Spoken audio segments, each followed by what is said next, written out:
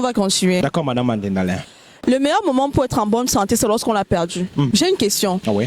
Est-ce que cette pensée n'est pas dangereuse pour les personnes dans la mesure où elle crée un sentiment de regret pour ceux-là qui n'ont pas pu prendre soin de leur santé à temps? Voilà, effectivement, je comprends votre question. La réalité aussi que je voulais exprimer à travers cette expression, cette citation-là, c'est qu'il n'y a pas d'éducation. On a dit qu'on n'a pas besoin de dire à quelqu'un que voilà ce que tu dois faire pour que tu tombes malade. Parce que naturellement, il est dans un environnement qui, voilà, quelque peu, le pousse à tomber malade. Maintenant, l'éducation, c'est de faire en sorte que quelqu'un ne tombe pas malade. Ça veut dire qu'il crée plutôt l'environnement dans lequel le mal ne pourra pas s'exprimer. Ok.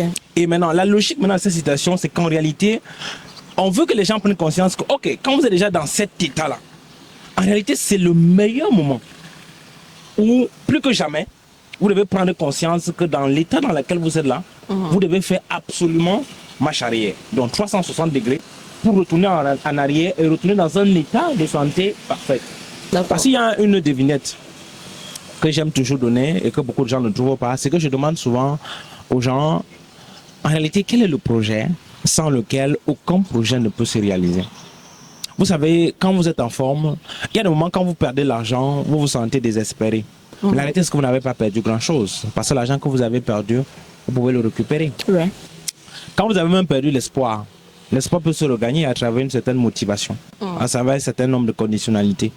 Mais la chose à laquelle, la chose quand vous perdez, la santé notamment, quand vous perdez la santé, en réalité, vous avez tout perdu.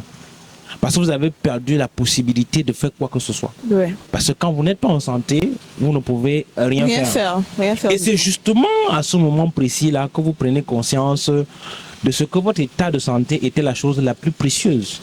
Et comme vous êtes dans un état de maladie maintenant, quel peut être le meilleur moment que ce moment-là pour prendre conscience que vous avez perdu la chose qui était la plus précieuse pour vous?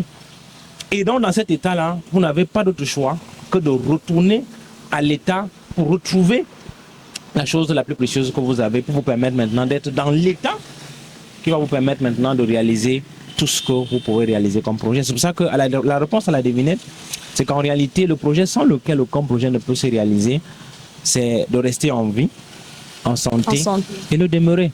Parce que quand vous êtes dans cet état-là, vous pouvez tout réaliser. Mais quand vous n'êtes pas dans cet état-là, vous êtes dans l'incapacité de faire quoi que ce soit malheureusement. C'est vrai. Merci, monsieur. Je vous en prie, madame Mandendalin.